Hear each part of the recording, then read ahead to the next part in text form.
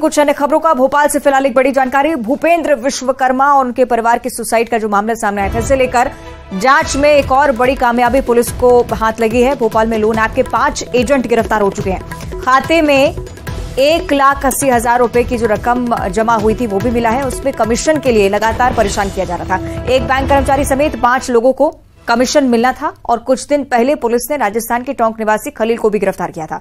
Khalil fraud के लिए फर्जी बैंक खाते जालसाजों को उपलब्ध कराता था। ऑनलाइन लोन फ्रॉड और महंगे ब्याज के दलदल में फंसकर इस पूरे परिवार ने सुसाइड कर ली थी। रिकवरी एजेंटों से परेशान भूपेंद्र और उसका परिवार, अंततः उसने खुदकुशी कर ली। तो जांच में ये बड़े खुलासे, कुछ और गिरफ्तारियां, इस मामले को लेकर लगातार गंभीरता बढ़ती जा रही है।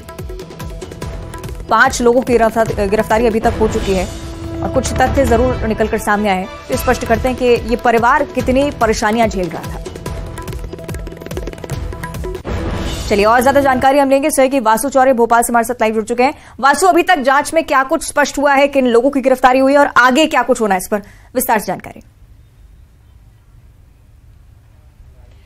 बिल्कुल अवंतिका, देखिए भोपाल में पिछले माह पूरे परिवार का जो सुसाइड करने का मामला सामने आया था। भूपेंद्र विश्वकर्मा, उनकी पत्नी और 2 मासूम छोटे छोटे बच्चे, उन्होंने सुसाइड कर लिया था। और इस सब के पीछे कारण ये था कि भूपेंद्र ऑनलाइन कर्ज के दलदल में कुछ इस तरह से फंसता गया, फ्रॉड का कुछ ऐसे शिकार हुआ कि वो उससे उबर ही नहीं पाया और अंततः उसे पूरे परिवार को सुसाइड करके अपनी जान देनी पड़ी। ये पूरा मामला सामने आने के बाद भोपाल साइबर पुलिस और भोपाल पुलिस लगातार तफ्तीश में जुटी हुई थी और इसके जो लोग हैं जो ऑनलाइन इस तरीके के फ्रॉड्स करते हैं, लोगों को फंसाने का काम करते हैं, उनसे मोटी रकम, मोटा ब्याज वसूल करते हैं, उनकी तफ्तीश में, उनकी खोजबीन में पुलिस जुट गई थी। और इसी सिलसिले में करीब 20 दिन पहले राजस्थान से खलील नाम के आरोपी की गिरफ्तारी हुई थी जो फर्जी बैंक अकाउंट उपलब्ध कराने का काम करता था। उससे पूछताछ में और कई तरीके के जो लिंक्स हैं वो पुलिस को मिले और अब इस पूरे सुसाइड मामले का भोपाल का कनेक्शन भी जो है वो निकलकर सामने आया है। पुलिस ने भोपाल से 5 लोगों को गिरफ्तार किया है। इसमें बड़ी हैरानी की बात यह है कि 2 बैंक के कर्मचारी भी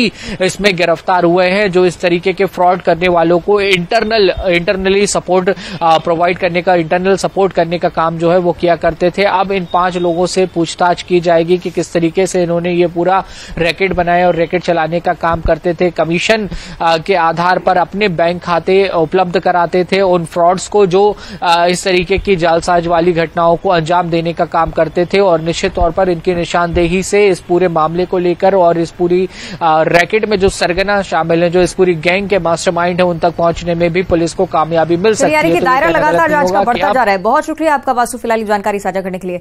इस बीच बीजापुर से एक बड़ी खबर है। फरसेगढ़ इलाके में 12 ग्रामीणों को नक्सलियों ने अगवा कर लिया है। रविवार शाम को नक्सलियों ने ग्रामीणों को अगवा किया।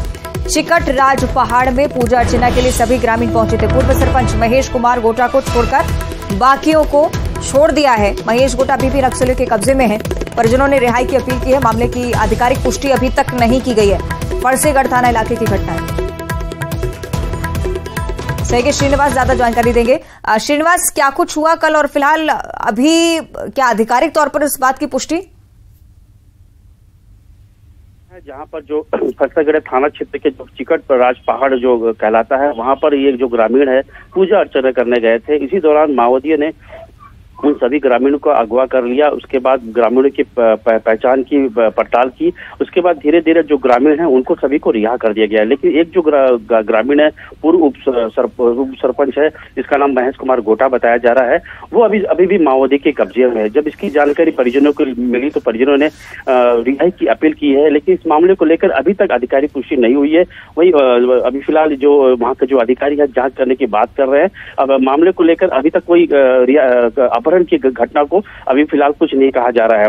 लगातार जो माओवादी क्षेत्र में मौजूद रहते हैं और जो ग्रामीण है ये आसपास इलाके में जाते हैं, जो उनके जो जंगल है उनको पूजा पाठ करने। इसी दौरान माओवादियों ने इन सभी ग्रामीणों का अगवा कर लिया था और कुछ लगभग सभी ग्रामीणों को छोड़कर एक ग्रामीणों को अभी भी कब्जे में। ठीक है, बहुत शुक्रिया आपका श्रीनिवास।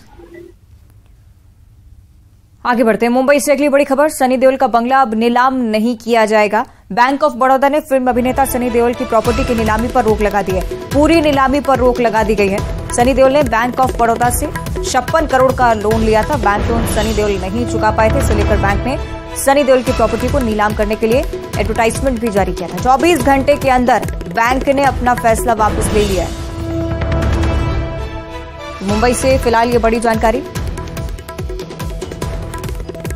ज्यादा जानकारी हम लेंगे सहयोगी अमित राय मुंबई से हमारे साथ लाइव जुड़ रहे हैं, उनका हम रुख कर लेंगे। अमित, क्या कुछ कहा गया अभी तक बैंक की तरफ से और क्या कार्रवाई का सिलसिला अभी आगे नहीं बढ़ेगा?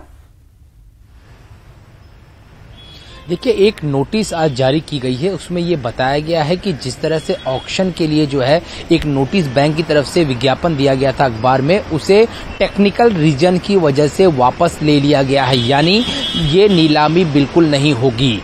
56 करोड़ रुपए का कर्ज था, जिसमें से मैं आपको बताऊं कि इसमें से जो बेस प्राइस जो है रखा गया था नीलामी का, वो 51.43 करोड़ रखा गया था। और ये जो नोटिस है इसे वापस ले ली गई है। हालांकि अभिनेता की तरफ से या उनके पीआर टीम की तरफ से अभी तक कोई वक्तव्य इस पूरे मामले पे कल से नहीं आया है, लेकिन ये नीलामी जो है वापस ले ली गई है। ये बंगले की अगर बात करें यहाँ पे तो 599.44 वर्ग मीटर में जो है ये पूरा बंगला फैला हुआ है। इसमें सनी विला और सनी साउंड, ये दो चीजें हैं, और सनी साउंड को भी जो है नीलामी करने की प्रक्रिया जो है आगे होने वाली थी, ऐसा हमारे सूत्र जो है बता रहे हैं। और ये जो सनी साउंड है वो देओल की जो है स्वामित्व वाली कंपनी है, और इसी के लिए उन्होंने कर्ज लिया था बैंक से, और इस पे गारंटर के तौर पे उन्होंने अपने पिता धर्मेंद्र को बनाया था। लेकिन कर्ज जो है चुका नहीं पाने की वजह से जो है कल जो है नोटिस जारी की गई थी, अखबार में विज्ञापन दिया गया था, लेकिन 24 घंटे के भीतर जो है इस नोटिस को वापस ले लिया गया। मैं आपको बताऊं कि इस पूरे मामले पर राजनीति भी शुरू हो गई। कल महाराष्ट्र कांग्रेस के जो प्रवक्ता है सचिन सावंत, उन्होंने भी ट्वीट करके कहा कि उनकी फिल्में बहुत अच्छी चल रही है, बहुत ज्यादा पैसा वो फिल्मों से कमा रहे सनी देओल, लेकिन बैंक को जो है 56 करोड़ के लिए परेशान कर रहे हैं। यानी कहीं न कहीं जो है विपक्ष भी इस मुद्दे को भुनाने में लगा था। अब ऐसा 24 घंटे में क्या हुआ, क्या बातचीत बैंक से हुई, क्या पैसे चुका दिए गए हैं या फिर कोई जो है कंडीशन रखी गई है, इस बात की जानकारी अभी तक सामने नहीं आई। आगे क्या कुछ होता है इस मामले को लेकर बहुत